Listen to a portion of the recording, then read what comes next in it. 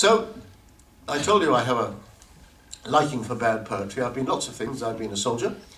I've been a reporter. I've been oh, good help me, I've been a politician too. I might get into that. And I've been I'm now a UNICEF ambassador. My next plan is to be a poet. I'll be a bad poet. And I got my first poem accepted for payment last week by the British Journalism Review. So, I'm on the way. This is called a study in contrasts. It's about the different styles of life between our politicians and our soldiers. And I've got an entire chapter about this in the book that I'm not promoting. The Honourable Humphrey Ponsonby MP, now serving his 5th term, is not without a sense of his importance to the nation. His luxury is a new plasma TV, and emergencies are falling out with his constituency association. A fallen comrade is a party friend whose term has come for a disgraceful end. Private Tom Atkins of the Fusiliers, by contrast, under rifle fire and mortar, is in his 2nd war zone in 3 years. His luxury, a bucket of clean water. Emergency, a Taliban attack involving IEDs and casual slaughter. A fallen comrade, one who won't unpack his kit when he's repatriated back. Look at these two we pay our taxes for, and work out which does less and which does more. Then ask in terms of rate and pay and such, why one should get so little, one so much. That's the point.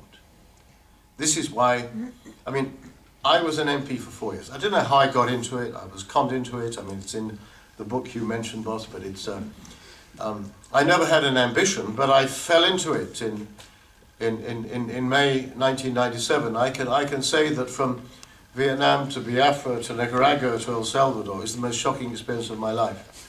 The constituency stuff in Cheshire was wonderful. But when I'm with the British soldiers, I think I'm in the company of the best of British. And somehow I didn't feel that in the House of Commons.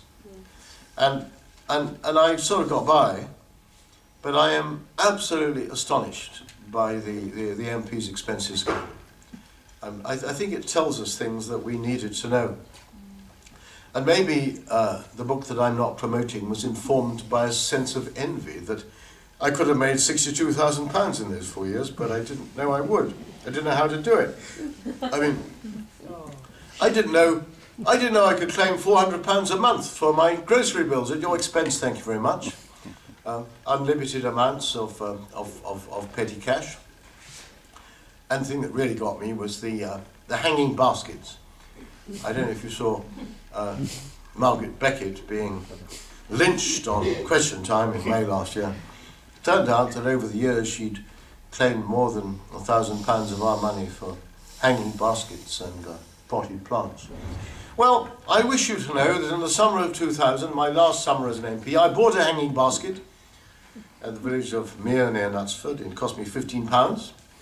And for the entire summer, it was watered by a good man across the road who had family ties to Neil Hamilton. It was just a cross-party hanging basket. It was a hanging basket of all the colours. But it never occurred to me that you could have paid for it. And it's the shamelessness, it's the sense that we in our lives can play by one set of rules and they will play by another. So the next bad poem I'm going to quote you is called The People's Bell Tower. It's in honour of Quentin Davis MP and others. In discharge of their parliamentary duties and incidentally the pursuit of power, our MPs perpetrated some real beauties, the hanging baskets, duck house and bell tower. Wodehouse, you should be living at this hour. Did Blandings Castle also have a moat? Forgive the idiom, but what a shower! And all elected on the people's vote. They may have done some service now and then, but took us for a ride and robbed us rotten.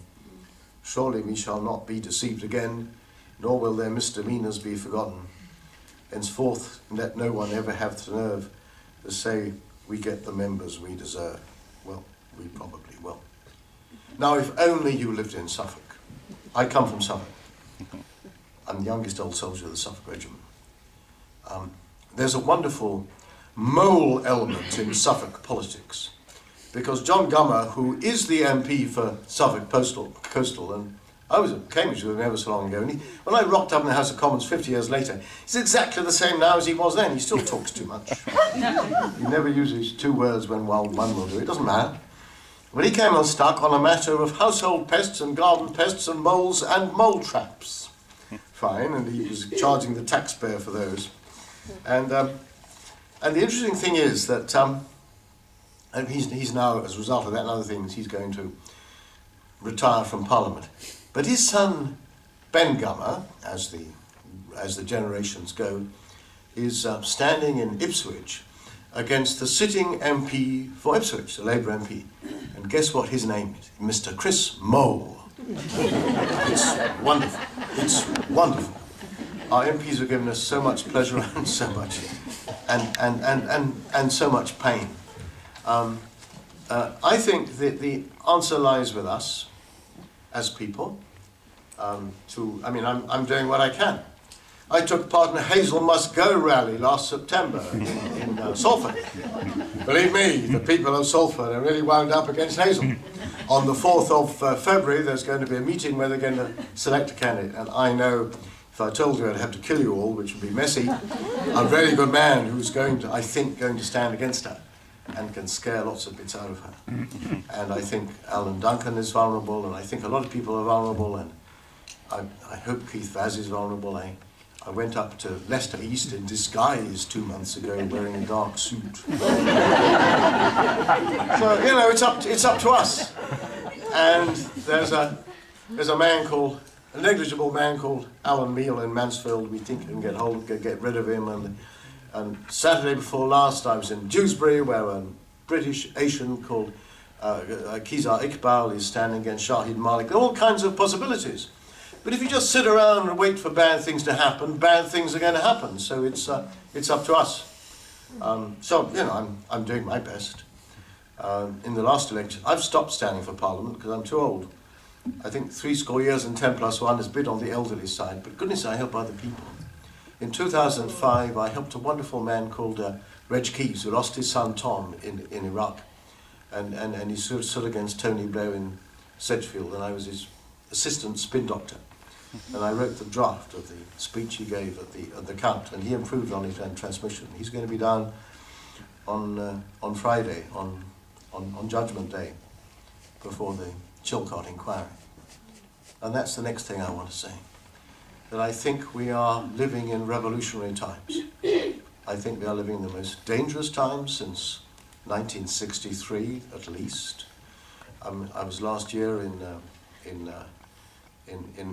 Somalia, and I'm supposed to go to Yemen. There are things going on which we don't understand because our journalists don't tell us anymore. The great tides of refugees, and there are dangers coming at us of Al-Qaeda, the Black Swan events from the dark side of the hill, and our journalists don't tell us about them because they're too concerned with Jessica and Holly and Madeline. But I think, if I leave you with anything, it's the sense that I think our politicians are really let us down. Every now and again, and in fact, recently, about 3 times a year, I have to confess that I lecture on a cruise ship. I found a cruise line that pays me for having a holiday. And in the winter, it's like the Conservative Party afloat. And I've got no problem with that, because I represented the 4th safest Tory seat in the country. And I say, and there's one applause line. I mean, I say the decision to invade Iraq was the worst decision made by a British government in my lifetime, and they all agree because it was. And I point out that one of the 2 most appalling episodes in public life in the last 10 years was the hounding to death of Dr. David Kelly. Yes. And the other was the eviction from office of the 2nd Parliamentary Commissioner for Standards, Elizabeth Filkey. And her experience informs the book that I'm not promoting. So they're still defending this.